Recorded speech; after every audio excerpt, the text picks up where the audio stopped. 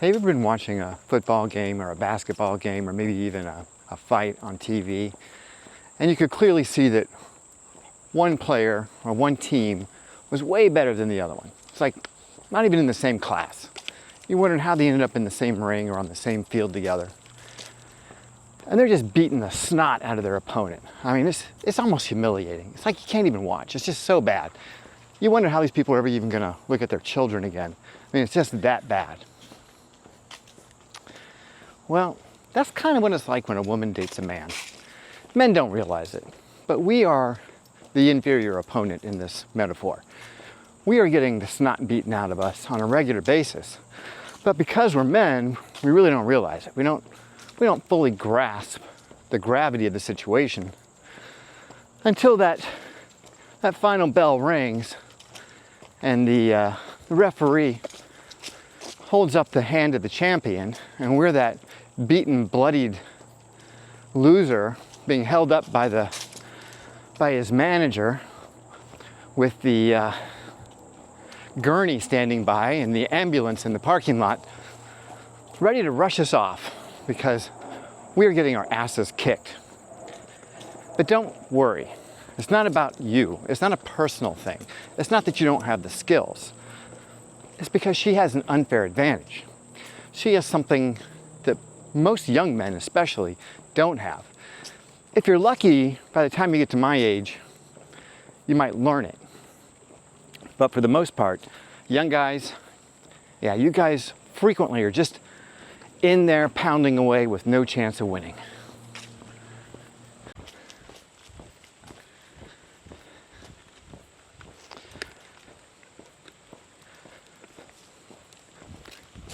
We have an unfair disadvantage in this situation because we live our lives, like I said, from a subjective standpoint. Everything comes from the inside out, whether we know it or not. And subconsciously, we assume that other people are more like us than different. And if you're talking about other guys, you're probably right. But women are different. I know, big revelation there, right? Yeah, women are really different. And they have a talent which they develop into a skill that we don't have. And this talent gives them an unfair advantage in every aspect of a relationship. They can turn the sex switch on and off on command without any warning at all. They can just do it. Just like bam, and it's on or off. Now, when you're young as a guy, your sex switch is stuck in the on position. I mean, yeah, you can't turn that shit off. That's just going all the time. You're just like one raging hard on, trying to find a place to, just anyone, under any conditions, you're just fine, I'll do it, I don't care. You don't need, no discernment there. You're not gonna be, filtering for anything. You're just going for it. Well, women, for whatever reason, and I'm sure there's lots of good evolutionary reasons, they are a lot better at managing that than we are. From the very early stages of life, theirs is kind of stuck in the off position and they have to manually turn it on. Anyway.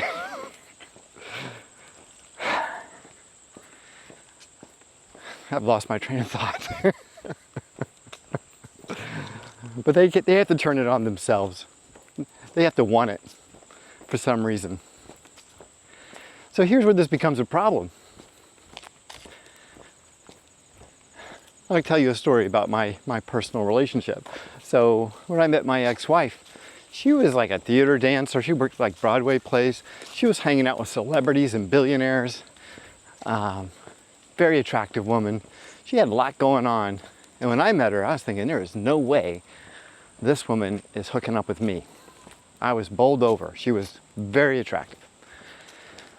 But on our second date, yeah, we hooked up and it was unreal. I was like, wow.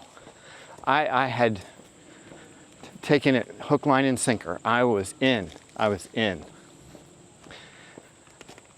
And from that point forward, we had a ton of sex. I think every time we got together, we were having sex, sometimes 2 or 3 times a day. It was It was like something out of a dream. I mean, how does this happen? You know, it was just ridiculous. I was literally in nirvana.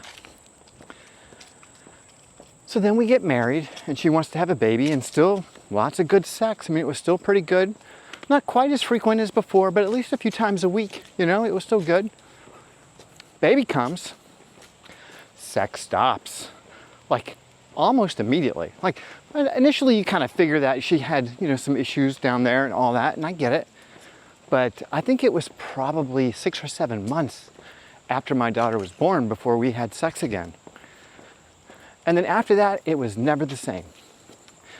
I think that her experience as a mother was pretty bad. She didn't really enjoy that role so much because it's very demanding and you got to be very selfless in that role. But yeah, the sex slowed down a lot. So she didn't want any more children. And I think she was just kind of patronizing me, you know, like just giving it to me once or twice a month. I think it went from a couple times a week to once a week, and then down to once every couple weeks, then down to once a month. So I'm sure a lot of you guys had the same experience.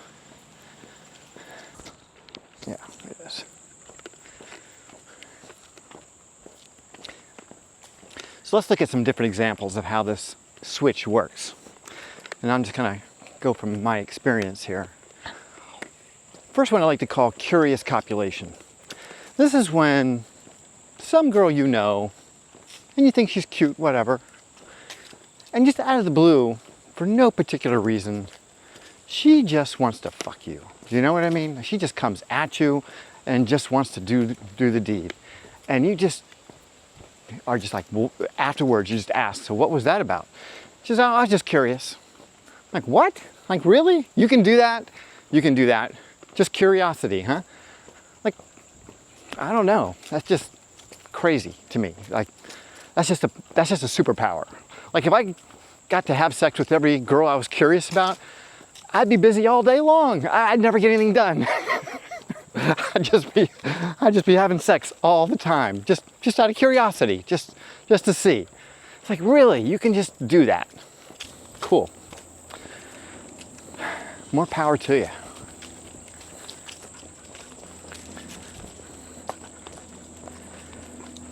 Another time women will do this to you is during the dating process, where kind of like the first one when there's some curiosity involved, but really it's more like an audition.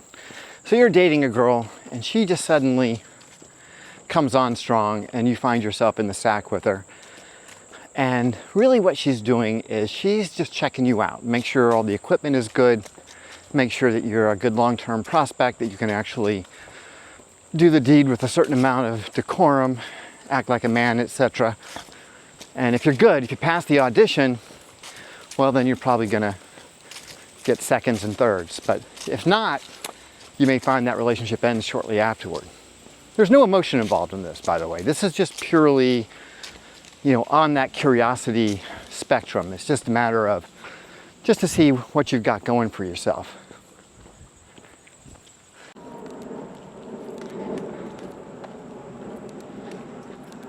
Post-marriage, that's when the sex really starts to dry up, and it becomes more of a manipulation at that point. Because when you start talking to your wife about why you guys aren't having sex anymore, she's gonna say, oh, I'm just so tired from taking out the trash and doing the dishes, and you know, I just don't get a moment to myself. If somebody could just help me with some of these chores, you know, that person might get some sex. And you're like, okay, I'll do it. What do I gotta do? Take out the trash, do the dishes? I am there. I'll mow the lawn, hell, I'll freaking paint the whole damn house. Let's do it. Suddenly you find yourself working for sex. You are paying for it in a way. Your wife has become like the pimp and the prostitute all in one. Like, she's calling the prices and doing the deed, and you are paying with your labor. Yes, that's exactly what's happened.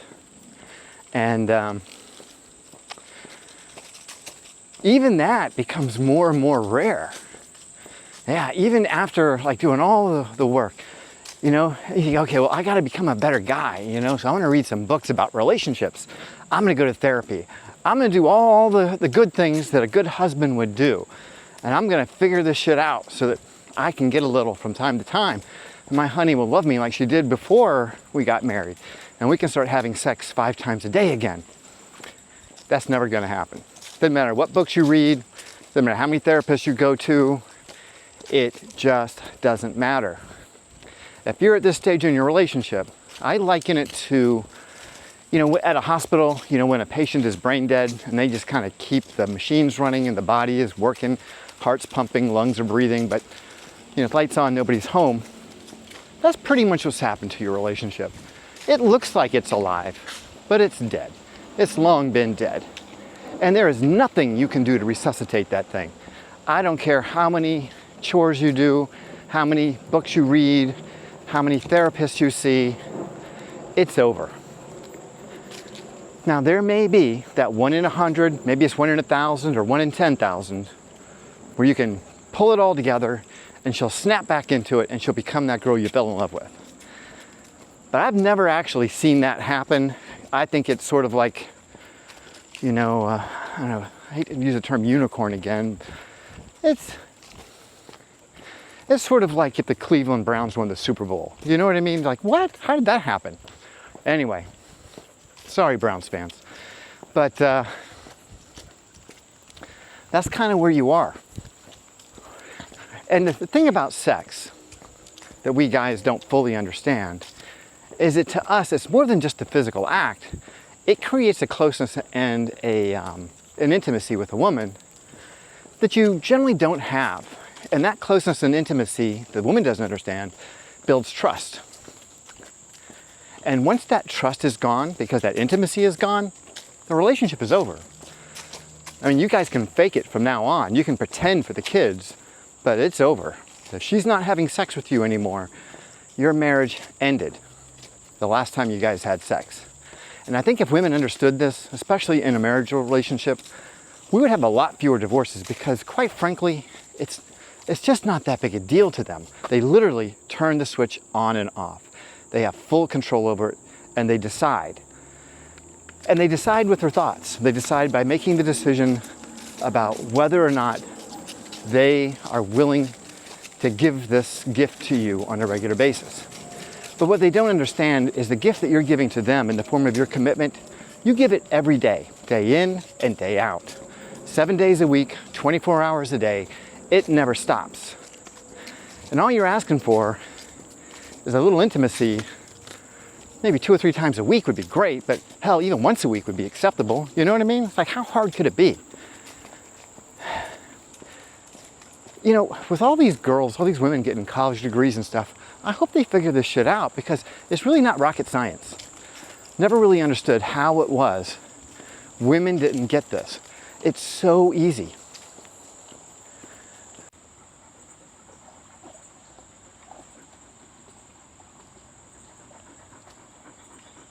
So in my own marriage, the sex slowed down significantly after my first daughter was born. And we had intermittent sex. Sometimes it was just like for her to shut me up kind of sex, or I would have to trade, for sex. Really kind of sick when you think about it. It was kind of funny sometimes. And it was actually the way my second daughter was conceived. It was in a moment of, I want to say anger, but it was like her just putting up with me. It's like, fine, let's do it, go. And like we went into the bedroom really quick. I think we're actually in the sitting room on a couch. And it was quick. It was not very romantic. It was perfunctory. It got the job done. Let's just say that. But yeah, 9 months later, I had a second daughter. And after that daughter was born, I got a vasectomy. And the promise from the vasectomy was, you get the vasectomy and we can have as much sex as you want. That was the promise. That was the word that I got. Yeah, that didn't materialize. That was not how that rolled out. I got the vasectomy, got the ice on my balls, the whole 9 yards. I resisted it for a long time. Don't get me wrong. I was not in line with that, but I'm glad I got it done because now I don't have to worry about that stuff ever again.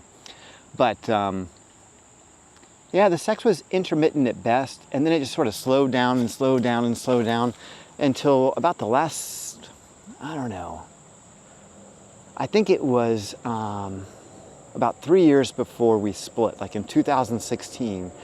I remember on Valentine's Day in the morning, we had sex, and she said to me, "I don't want to do that ever again." I was like, "You have got to be kidding me." And in those last few years, it was literally down to a couple times a year at best. Anyway, I knew at that time that sex was a game or a thing that happened in your head. You know, it's like most everything else in life. It starts off in your head. And I knew that whatever she had in her head about me was not turning her on. She did not want to have sex. And there was nothing that I could do to change that. We went to tons and tons of therapists and tried to reignite that flame, and there was nothing there. So just know that if you're a woman says, "Well, I'm just not feeling it, I'm just not turned on," and all that stuff, a large percentage of the time it's just bullshit. Ooh.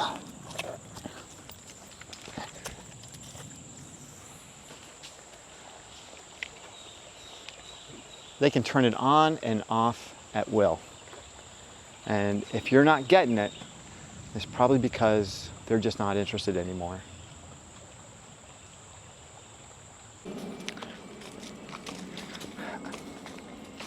So there are two times in your life when you're really going to be vulnerable to this whole sex switch thing. The first is when you're young, when your personal sex switch is stuck in the on position until you figure out how to turn it off. And the second is when you fall in love. And you need to be really cautious about that whole falling in love thing, because we can fool ourselves. You need to reserve that word and that emotion for someone that really deserves it. Just because someone's having sex with you doesn't mean you need to tell her you love her. You need to withhold that until you're so sure that you are willing to lay down your life for that person, not just now, but in 20 years or 30 years or 50 years or whatever. And you're willing to have babies with this person, and you're willing to change diapers and get up at 4 a.m. and 2 a.m., work your ass off, get stuck in a job that you hate, but you know you got to pay the mortgage and keep these kids, going to school, and you've got to pay for college, and you've got car payments to make and insurance payments to make, and you've got a 401k and the whole 9 yards. That's what love means. Just FYI. It's not candlelit dinners and sleepovers. No. It's a lot more complicated than that. So don't use that L word until you're ready to make that kind of commitment. That's my advice to you. So if you're wondering, how do you turn the sex switch off? How do you learn to do that? Well, you can use lots of techniques. I mean, I've heard of people, imagining, naked old ladies, or thinking about their college professor standing in front of the room naked, whatever. You can also just think about what I just said in that L word. If you're going to use the L word and all the responsibilities that come with it, if you go through that whole list of responsibilities of having the job that you hate and not being able to quit, paying for college education, getting up in the middle of the night, all the things that go along with having a family and kids, if you can have that thought and not lose your erection and not kill that sex switch once and for all, if you can have that thought, then you're too far gone, I'm afraid. You're done. You're on your way. Come back to my channel when you're getting a divorce. I'm sure it'll help. All right, you guys, that's all I got for you today. I hope you liked the video. If you did, please like and subscribe. Please leave me some comments. I really love reading them. And I do read all the comments. I don't get a chance to respond to them all, but I do go through them all. And if you know someone who's going through something in their relationship, please share the video with them. Please get it out to them so they can hopefully pick something up. All right, thanks very much. I'll see you in the next video. And stay healthy and stay single if you can.